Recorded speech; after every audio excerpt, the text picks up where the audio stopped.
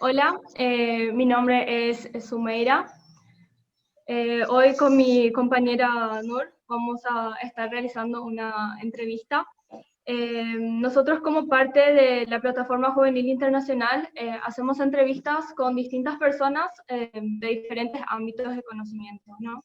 Y bueno, hoy nuestra invitada es Nancy Falcón. Ella es Alba en Buenos Aires. Es una institución que se dedica al diálogo interreligioso. También ella ha dictado conferencias y clases sobre el Islam en Argentina y en el extranjero. Eh, Muchas gracias, Nancy, por acompañarnos hoy. Hola, Enzi, Muchas ¿cómo gracias, estás? Mayra. Soy Hola, Nur Nur, ¿cómo están?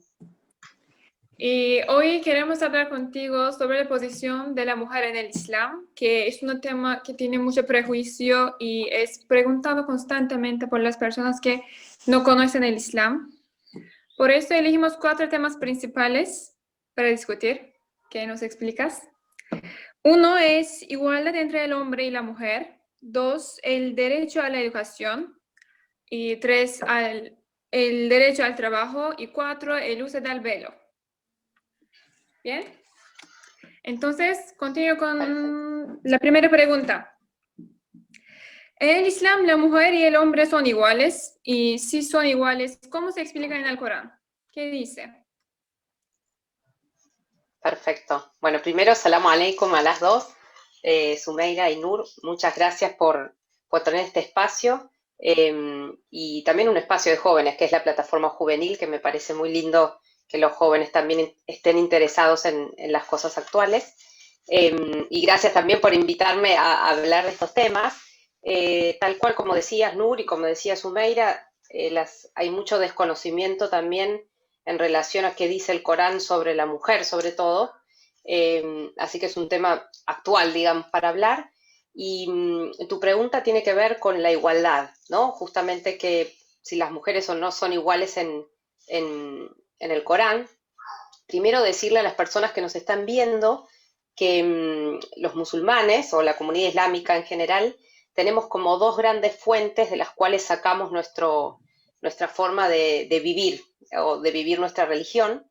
Y esas fuentes son, por un lado, el Sagrado Corán, que es nuestro texto sagrado, a la manera de que podría ser la Biblia o la Torá para la comunidad judía o cualquier otro libro para otras comunidades religiosas. Para nosotros el Corán es la palabra de Dios hecha libro, porque es una revelación directa de la paz. Y otra de las fuentes principales es lo que se conoce como la Sunna, que sería la tradición, sería la traducción de esa palabra, que es todo lo que hizo el profeta Muhammad, lo que dijo, cómo actuó en ciertas situaciones y también cómo interpretó ciertos pasajes del Sagrado Corán. Con lo cual esas son nuestras dos fuentes, y si tenemos que hablar de diferentes temas como sea la justicia, la educación, la vestimenta, el trabajo, nos tenemos que referir siempre a esas dos fuentes, porque son las dos grandes pilares donde los musulmanes sacamos nuestra forma de practicar nuestro Islam. Y en relación a la igualdad, como ustedes saben, el Sagrado Corán nace cronológicamente, digamos, la revelación coránica en el siglo VII después de Cristo. Antes del Islam ya va a existir el cristianismo y también va a existir el judaísmo. Y en la situación en la que surge el Islam con el texto sagrado, con el Corán, va a ser una situación muy desigual para la mujer. ¿En qué sentido? En la época del profeta Muhammad, antes de que él recibiera la revelación, la mujer en la sociedad árabe no tenía estatus de persona, o sea, no era considerada una persona, sino solamente un bien a heredar. Uno podía heredar un camello, una casa y una mujer, por ejemplo. Y en muchas familias, como la mujer no tenía esa importancia o de igualdad con el hombre, mujeres practicaban algo aberrante, que a nuestros ojos sería aberrante hasta el día de hoy, que es enterrar esas bebés vivas, porque era como una deshonra para la familia y también una carga, porque era algo a lo que había que mantener. Y digo algo justamente porque no era una persona. Cuando llega la revelación del Sagrado Corán y también, digamos, se empieza a desarrollar el Islam, eh, explícito. ¿Qué quiero decir con esto? El Corán habla que la mujer y el hombre son iguales, primero ante Dios, porque son justamente una creación de Dios, y segundo, en cuanto a derechos. Si la mujer si el hombre tiene derecho al trabajo, la mujer va a tener derecho al trabajo. Si la mujer obra bien, va a llegar al paraíso, al igual que el hombre va a llegar al paraíso. Entonces, en ese sentido, el Corán desde un punto de vista social, hace una revolución de pensamiento dentro de la sociedad árabe. Imagínense que estamos hablando del siglo VII después de Cristo, donde el Corán y la tradición profética ya reconocen que la mujer tiene alma. Y si esto lo comparamos con los textos del judaísmo y del cristianismo, por ejemplo, en la misma época, vamos a ver que todavía en el siglo XIII, la escolástica, que es digamos, la forma de pensamiento del cristianismo en el siglo XIII, estamos hablando de 7 siglos más, por ejemplo, o 6, se estaba discutiendo si las mujeres tenían o no alma y qué tipo de alma según, digamos, la filosofía aristotélica, ¿no? Si era un alma vegetativa, si era un alma, de qué tipo de alma tenía la mujer en el siglo XIII de Occidente. Y ya en el siglo VII,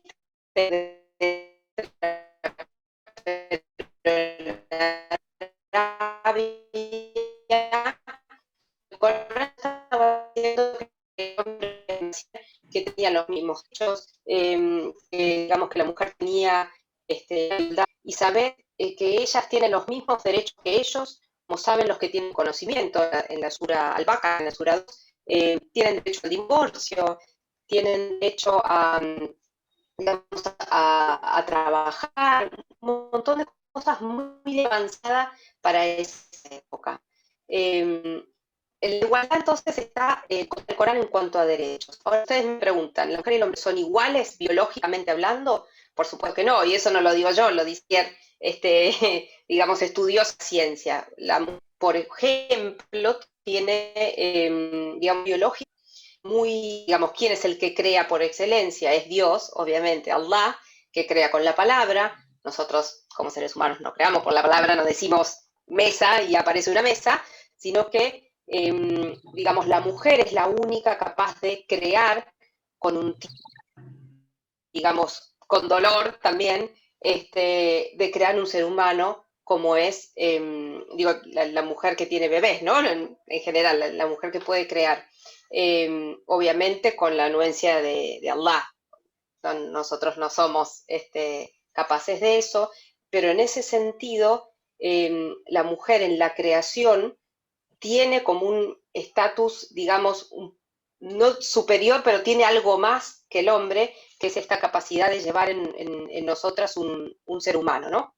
Entonces, en ese sentido, para resumir, la igualdad entre el hombre y la mujer está contenida en el Corán, y a diferencia de otros textos sagrados, el Corán va mucho más de avanzada, y no hablo de años, sino que de siglos, en relación a la igualdad entre el hombre y la mujer, y biológicamente, obviamente, no somos iguales, pero eso no significa que alguien sea superior a otro, sino que tenemos otras funciones en relación a lo biológico. No sé si contesté o fue muy largo. Sí, Muy bien, genial. muy bien. Muchas Lo gracias. explicaste muy bien, Nancy, gracias. Bueno, entonces si pasamos a nuestro segundo tema, que es la educación. ¿Cómo explica el Islam el derecho a la educación de las mujeres? Ya dijiste que las mujeres tienen derecho a educación. ¿Cómo lo explica? Y también teniendo en cuenta de que la primera revelación del Corán, o sea, la primera orden del Corán es lee, ¿no? Esa orden es tanto para las mujeres como para los hombres, entonces sería para ambos. Tal cual. Tal cual como dijiste, Sumeira, la primera palabra que aparece como revelada por el ángel Gabriel al profeta Muhammad, la pasea con él, es justamente Ikra. Ikra quiere decir dos cosas. Por un lado quiere decir lee, y otros pueden decir, bueno, también quiere decir recita. Todos sabemos que el Corán es una tradición oral, o sea, no se escribían, porque la gente los memorizaba y los los cantaba como poesías. De hecho, en la Arabia de la época eran muy famosos los poetas que estaban en las esquinas recitando poesías. Entonces, también el profeta Muhammad en principio decía, bueno, es como, se transformó en un poeta de repente, ¿no? Porque él no era de hacer eso y de repente le llega la revelación y Dios le pide que la empiece a divulgar en la comunidad árabe. Entonces, sí, tal es hacelo, no es una sugerencia, no es eh, algo blando, es ikra, lee, ¿no? El ángel, hasta hay tradiciones del profeta que dice que el ángel lo abraza con fuerza y le dice como que haga algo y el profeta dice, no sé leer. Y en ese sentido también es algo para pensar, ¿no? Dios le pide algo al profeta que él no puede hacer, pero por otro lado se asegura de que el profeta está vacío, o sea, el profeta no sabe leer. Profeta no tiene prejuicios ni puede tergiversar lo que se le dice porque no sabe leer. Y, y esto de leer, justamente, como decías vos, Sumeira, es tan importante en la tradición islámica, que el profeta luego va a decir, busquen el conocimiento de la cuna hasta la tumba, desde que nacen hasta que mueren. Y no se lo dice a los hombres, se lo dice a los hombres y a las mujeres, porque el Corán le habla específicamente a la humanidad, a los hombres y a las mujeres, y el Corán se encarga de decir, lo creo que el idioma español por lo menos es como, si vos decís los, ya está contenida la mujer también, que hoy por hoy los movimientos también feministas de Occidente están hasta cuestionando la palabra. Bueno, no, hay que empezar a modificar la palabra porque la mujer no está contenida en la palabra. En el árabe no es así, pero el Corán se encarga de hacerlo como una lectura feminista, si se quiere, porque dice los y las. Entonces, la búsqueda del conocimiento es para los hombres y es para las mujeres. La búsqueda del conocimiento es hasta en la China, dice el profeta Muhammad. Si lo tengo que buscar ahí, lo busco. ¿Qué quiere decir eso? Que en la búsqueda del conocimiento está también la búsqueda de Allah, ¿no? Uno no se puede quedar sin el conocimiento porque es algo que Allah quiere que hagamos. No por nada en el medioevo, digamos, de nuestro calendario, el árabe era el idioma, si uno sabía árabe, era el pasaporte para tener el conocimiento, ¿no? La astronomía, el álgebra, el algoritmo, todo lo que empieza con al viene del árabe, y todo el acceso a la matemática, el conocimiento matemático, el conocimiento astronómico, los números, el conocimiento médico de la medicina venía de los árabes, pero no de los árabes porque eran un pueblo que se iluminó, sino que venían porque los musulmanes consideraban a la búsqueda del conocimiento como algo central de su vida, ¿no? Y un objetivo de todo musulmán y toda musulmana. Ahora bien, ¿qué pasa en nuestro siglo? ¿Qué pasa con la educación? Yo no hace mucho tuve que hacer un informe para el diario Le Monde Diplomatique de acá de Latinoamérica, que había sacado todo un informe sobre la educación en el mundo y me habían pedido a mí que haga un informe sobre la educación de las musulmanas y los musulmanes en el mundo. Y uno qué piensa, ¿no? También con el prejuicio occidental. Bueno, seguramente en los países árabes, en los países donde hay mayoría islámica, la educación va a estar siempre por abajo en relación a la educación de este lado. Y viendo estadísticas, investigando cada región, uno se da cuenta que el acceso a la educación tiene que ver con los países desarrollados y los países subdesarrollados. O sea, las personas y las mujeres que van a tener, musulmanas, que van a tener acceso a la educación más rápido, van a ser las musulmanas que están en los países que tienen una economía mejor. Y las que están en los países donde la economía es peor no van a tener acceso a la educación. Entonces, la variable que era más importante no era la variable religiosa, sino la variable económica. Entonces, las musulmanas que quizás vivían en Estados Unidos o en Europa o en países donde la economía iba bien, estaban en un ranking muy alto educativamente. O quizás en los países del Golfo también, que estaban empezando. Ahora, las musulmanas que estaban, por ejemplo, por decir una región, en el África subsahariana, o sea que es el África, digamos, no de la parte de arriba, del Sahara para abajo, tenían muy pobre el acceso a la educación y ahí sí se empezaban a ver otros factores como una mirada patriarcal de la religión, por ejemplo, si tomamos Pakistán, si tomamos Afganistán, si tomamos Nigeria, por ejemplo, ahí el factor religioso, en el sentido de entender mal el Corán y de tener una discriminación de la mujer, como por ejemplo en Pakistán o en Afganistán, donde las mujeres no pueden, no tienen acceso a la educación porque está prohibido por una cierta ley, entre muchas comillas, islámica. En ese sentido, ahí sí había una variable religiosa que incidía, pero en general las mujeres musulmanas tienden cada vez más a, a tener un buen acceso a la educación. Obviamente, esas excepciones que yo menciono tienen que ver con algo que pasa actualmente, y por ejemplo, seguramente ustedes conocen a la premio Nobel Malala, por ejemplo, que es una chica pakistaní, por luchar por el derecho a la educación de las mujeres musulmanas.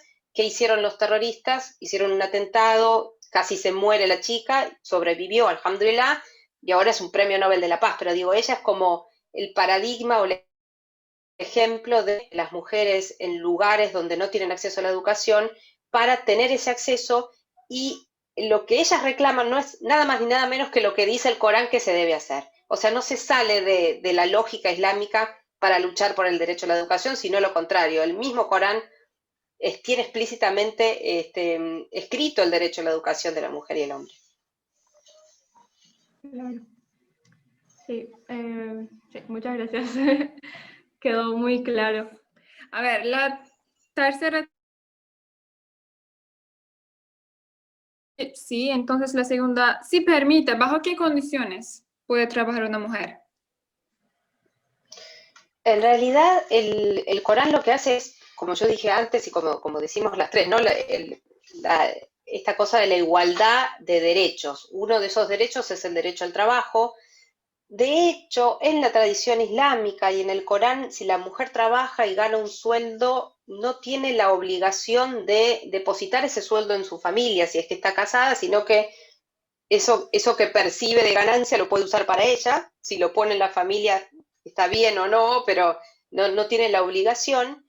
Pero obviamente, no sé si llamarlo condiciones, pero hay ciertas, no sé si llamarlo reglas también, pero ciertas pautas de convivencia de una comunidad islámica que vienen de la tradición del profeta y que tienen que ver también con el cuidado de las relaciones entre hombres y mujeres, ¿no?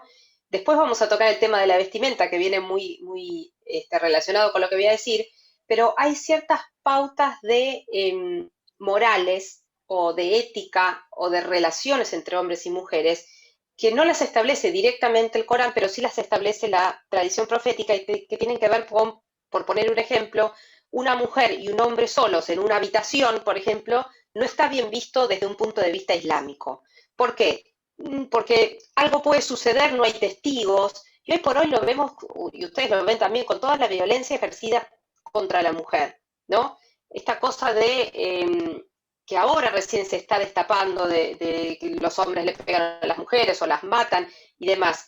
Durante muchísimo tiempo estuvo muy tapado y tenía mucho que ver con esta cosa de esta cosa privada que sucedía entre el hombre y la mujer y nadie podía verlo. Bueno, el Corán lo que hace, o la tradición profética lo que hace, es decir, cuidemos las relaciones entre los hombres y las mujeres, fijémonos los que son parientes, o sea, hay personas habilitadas para estar con las mujeres y otras no, pero no es algo de discriminación frente a la mujer, sino que es un cuidado específico de las relaciones entre el hombre y la mujer.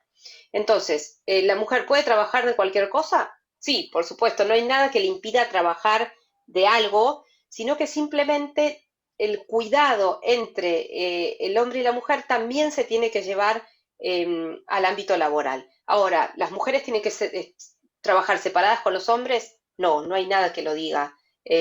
Mujeres y hombres pueden trabajar en conjunto, mujeres y hombres pueden trabajar en cosas intelectuales o en cosas, obviamente en cosas de fuerza. Va a haber una diferencia, la mujer no tiene tanta fuerza como el hombre, pero digo, podría ser el rol de la mujer trabajar en lo que ella decida, cuidando siempre este tema que yo les comentaba de las condiciones de la relación entre el hombre y la mujer. No sé si contesté, Sí. Nur. Sí, bien. Bueno, entonces podemos pasar al último tema, como dijiste, el tema de la vestimenta. El uso del velo muchas veces O sea que hay mucho prejuicio, también creo que muchas personas ven el velo como un símbolo de opresión o restricción a las mujeres.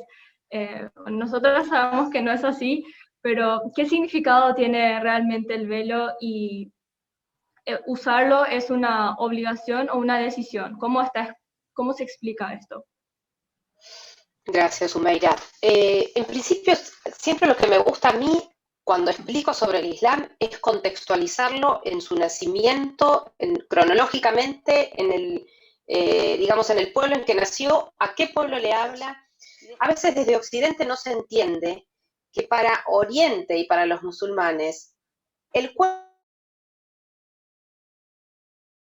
somos un espíritu y tenemos espiritualidad. Nosotros venimos unidos, uno nace con un alma. Los musulmanes rezamos con movimientos, porque para llegar a Dios también necesitamos mover el cuerpo. Los musulmanes nos limpiamos el cuerpo antes de rezar, porque tenemos el cuerpo y porque eso también significa acercarse a Dios. Entonces no estamos separados. La forma en la que nos vestimos, la que viste nuestro cuerpo, también habla de nuestra espiritualidad. Yo no uso el velo, o sea, voy a hablar sobre el velo y después me gustaría que ustedes también me digan qué opinan sobre el velo. Yo no lo uso por una cuestión personal, porque mi familia musulmana vino hace del siglo XIX acá a Argentina, las mujeres no usaban el velo, yo no lo siento como perteneciente a mí, pero sí entiendo que en el siglo VII en Arabia usar el velo era una forma de que las mujeres se distingan como musulmanas frente a las mujeres que no lo eran. Y en la época donde nace el profeta Muhammad y donde desarrolla el Islam, los primeros años, o los primeros 13 años donde él vive en la Meca, luego va a hacer, ¿no?, la Égira, el Islam era una religión o una forma de vivir muy perseguida. ¿Por qué? Porque venía a plantear una unicidad de Dios, y el plantear la unicidad de Dios y que no existan los ídolos tenía que ver también con derribar el poder económico de esa época, porque todo lo que tenía que ver con los ídolos estaba asociado a la economía de la Arabia de esa época. Y las tribus que manejaban lo divino o lo religioso, que obtenían dinero por todo eso que la gente le daba a los ídolos, no estaban contentos con que venga un profeta a decir que no existían los ídolos, que existía un solo Dios, que ese Dios no se podía ver, y que la relación con Dios era sin mediación, sin nadie que esté en el medio. Una alfombra, mi frente y Dios. Eso vino a decir el Islam, para que entendamos que todo lo que vino a derribar, no solo la idea de que la mujer no era una persona, sino la idea de que a Dios no se le paga, a Dios se le reza y se le rezan solo. Y si Dios te perdona o no te perdona, no hay nadie en el medio diciéndote que sí o que no te perdonó, sino que es el corazón del creyente con Dios. Entonces, en ese sentido, también el Islam hizo una revolución social. Y en cuanto a la vestimenta, cuando el Corán habla, muchos dicen, ay, pero el Corán le dice a la mujer que se tapa y al hombre no. Y no es verdad. El Corán dice, di a los creyentes y a las creyentas que bajen la mirada y sean modestos. Le habla a los dos. Y si le habla al hombre, también le dice que no se tiene que vestir. En esa época las personas con mucho dinero se vestían de seda, los hombres, y dejaban arrastrar la vestimenta, porque eso era un signo de que no les importaba la cantidad de tela que tenían si se arrastraba, porque tenían dinero. ¿Y qué hace el Sagrado Corán en la tradición del profeta? Le dicen, no arrastren las túnicas, no vistan de seda, no usen oro. Todo eso se lo dice a los hombres, no a las mujeres, ¿no? A veces nos olvidamos eso también. ¿Y las mujeres qué les dice? Tápense los pechos, que es esto, no habla de la cabeza, por lo menos en mi interpretación. ¿Y qué le dicen? ¿Para qué? ¿Para qué la mujer se tapa? Para distinguirse de las que no son musulmanas. O sea, no es algo porque la mujer se tapa porque tiene algo malo que se tiene que tapar, sino simplemente es una distinción para decir, estas son las musulmanas, no las molesten, y estos no son las musulmanas. Entonces, si uno entiende el contexto, entiende que el velo es en un principio algo para distinguirse como musulmán o no, o como creyente, y por otro lado, no es algo de la mujer la modestia, sino que es de la mujer y el hombre. Y esto a veces es muy difícil de entender también para los musulmanes que hablan sobre el velo. A mí a veces digo, ¿por qué no la ponen una mujer a hablar sobre el velo en vez de que un hombre hable? La palabra hijab no está usada en el Corán para la vestimenta. Hijab significa el velo que separa el conocimiento del hombre del conocimiento divino. El velo que lo separó el profeta Muhammad, la pasea con él, cuando llega a los 7 cielos, en el Isra, en el viaje nocturno, y dice, llegó hasta el límite donde está Dios. Ahí el Corán habla de la palabra hijab, pero para hablar de velo no usa la palabra hijab, habla de otra palabra en árabe que significa como cortina, como una tela. No habla de la cabeza, habla del pecho. Sin embargo, nosotros decimos que tenemos dos fuentes para entender la tradición, nuestra religión y nuestra forma de vivir, que es el Corán y la tradición. Cuando uno va a la tradición profética, las mujeres empiezan a usar el velo. ¿Era algo nuevo? No. Las mujeres cristianas de Arabia usaban el velo, las mujeres judías de Arabia usaban el velo. Entonces, en ese contexto hay que entenderlo. Ahora bien, la mayoría de las musulmanas hoy por hoy, para identificarse como musulmanas, también usan el velo. ¿Eso está mal o bien? Es una tradición, no nos dice nada, no nos dice nada de que sean menos o más que los hombres. Es una tradición, siguen la tradición de la época del profeta Muhammad, me parece bien. Ahora, si uno hace una encuesta, y hay una encuesta que se hizo hace creo que 5 años sobre por qué las mujeres usaban el velo, y muchas decían porque es mi identidad política, o sea, lo usaban las mujeres luego de la descolonización, por ejemplo, de los países árabes, las mujeres empezaron a usar el velo como para identificarse como árabes, no como religiosas.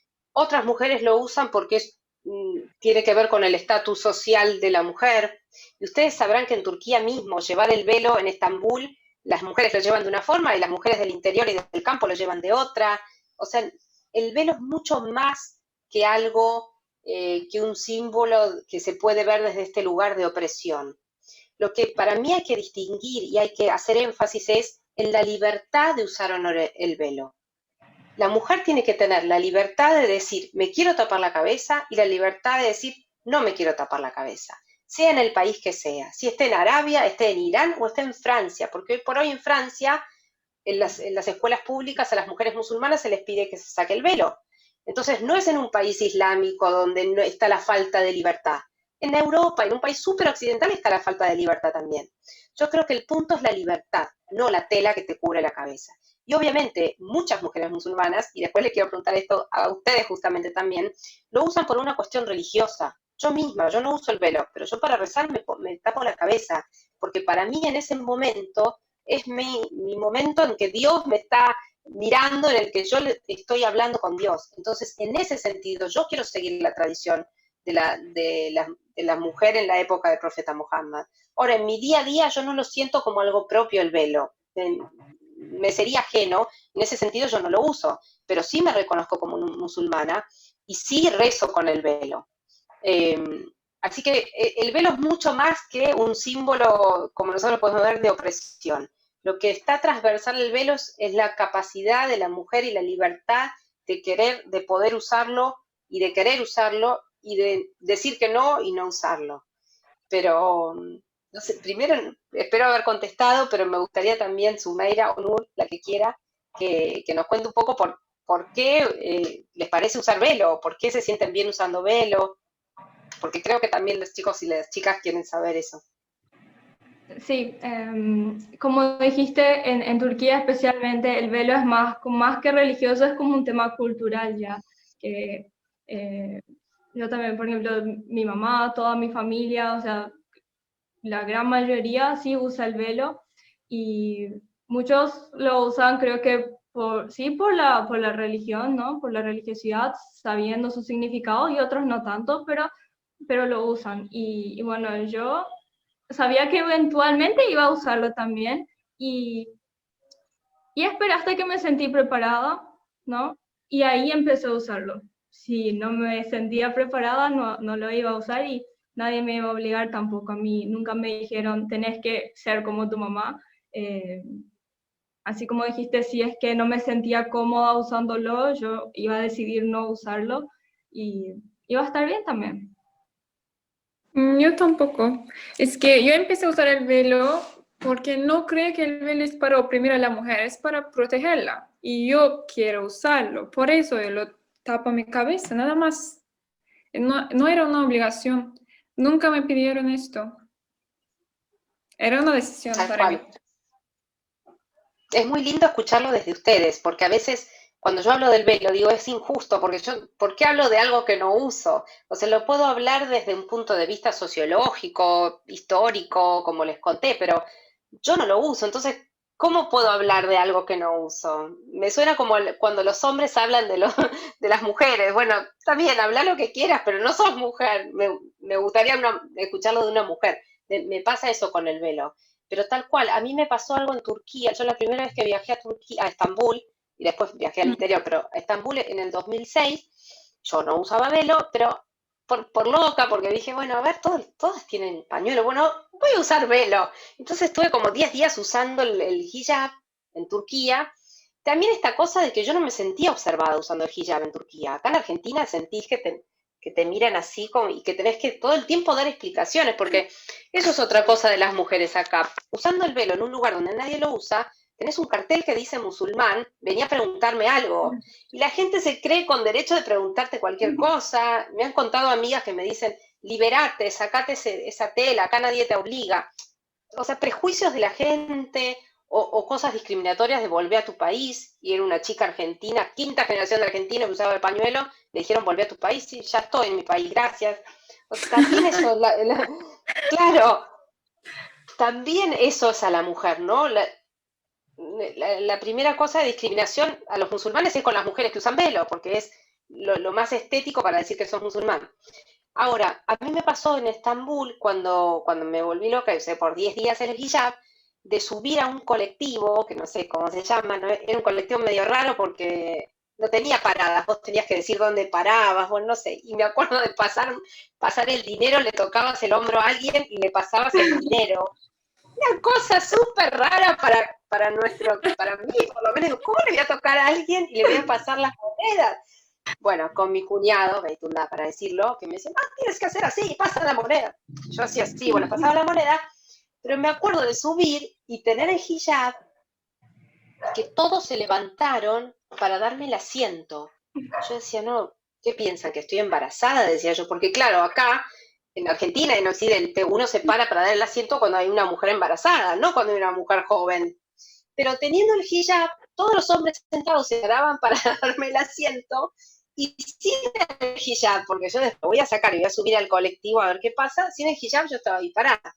Entonces también es esto de, hay más respeto a las mujeres con hijab, o por lo menos yo lo vi en Turquía, en Estambul, por ejemplo, y también vi otra cosa que en el interior, yo estuve en Adiyaman, que capaz que ustedes conocen o no, que es Sí. campo de pistacho, así, bueno, pueblo kurdo también, las mujeres usan el velo diferente, o sea, capaz que se les ve esto, no pasa nada, o sea, lo usan así o así. Y yo decía, pero entonces, ¿cómo se usa el velo? ¿No? Yo como musulmana decía, pero no te tiene que tapar acá, otras que les tapa hasta acá, también una cosa rara para mí. Entonces digo, no hay un solo velo o una sola forma de entenderlo. Uno lo puede entender desde un punto de vista religioso o también desde un punto de vista social, como decían ustedes. Hay diferentes formas, pero es cierto o por lo menos mi experiencia es que la mujer con velo está más protegida, o por lo menos en los países donde la mayoría es musulmana y entiende lo que es el velo. Aquí yo no aseguraría que está más protegida, sino que está más en la mira, ¿no? Te miran más, te preguntan cosas, a veces te discriminan más. No sé si aplica en Argentina, pero sí sé que aplica en los países donde la mayoría son musulmanes, porque se entiende que la mujer con velo es religiosa o por lo menos viene de una familia religiosa. Pero bueno, esa era mi anécdota de Turquía y esto de pasar las monedas me quedó para siempre, no lo podía creer. Sí, pero eso que dijiste, el respeto, yo, gracias a Dios, discriminación yo no sufrí, ¿no? Eso de sí que te preguntan y te observan, eso sí es normal viviendo en un país de Latinoamérica, pero sí de parte de mis amigos y de personas que no conocía, sí me respetaban más o mantenían más la distancia solo por usar el velo y por ejemplo, a mi amiga capaz le hacían chistes o le decían cosas feas, ¿no? Y a mí nunca, o sea, a mí siempre me respetaron, incluso cuando no usaba el velo, solamente como sabían que era musulmana. Eh, Claro. entonces eso también no sé, creo que me hace sentir bien también eso. Yo Totalmente, sí. sí, Yo sí. estaba caminando en la calle y una mujer vino para decir, no estamos en Meca. Y yo dije, ¿qué Meca soy? No soy árabe, ¿qué Meca, ¿de qué Meca estás hablando? Dije, y yo, ya sácalo, no estamos en Meca. Y yo me quedé así, ¿de qué está hablando? No entiendo, ¿para qué me lo saco? Fue horrible. Bueno, pero miren el Y prejuicio que hay, muchas porque para acá veces, te obligan. sí. Sí, sí. Por eso quisimos agregar este tema que, bueno, nosotras vivimos esto todos los días Total. sí, y para aclarar, ¿no? Algunos temas que, como Y fue dijimos, que hay muy más claro, prejuicio. muy bonito Sí. para Gracias, mí. chicas. Creo que Es muy para lindo Sumena que, también. es muy lindo que hayan tenido la iniciativa de hacer esto. Para mí, eso es lo que vale más. Y tocar el tema del velo también es tan educativo también para las personas que no saben, porque el prejuicio se forma por la ignorancia. Cuando uno desconoce cosas, sobreentiende ciertas cosas. Ay, bueno, la obligarán. No estamos en Meca, acá te lo podés sacar. Eso es todo un cartel enorme que dice ignorancia. Quizás la señora tenía la mejor intención, porque vieron que uno dentro de la tradición islámica es la acción vale por la intención. Capaz que la señora tenía la mejor intención, pero su ignorancia la nublaba tanto que lo único que hacía era reproducir un prejuicio a no saber traído desde dónde. Entonces me parece que todo lo que sea educativo y lo que sea para explicar y lo que sea para que la gente se quede con ganas de saber más y de investigar, bienvenido. Así que celebro mucho este espacio que están creando para hablar de temas de la mujer. Me parece muy, muy bueno. Muchas gracias. Muchas gracias, en sí, de verdad. Estamos agradecidas. Gracias, chicas. Salam aleikum. Alaikum Vale, salam. chao.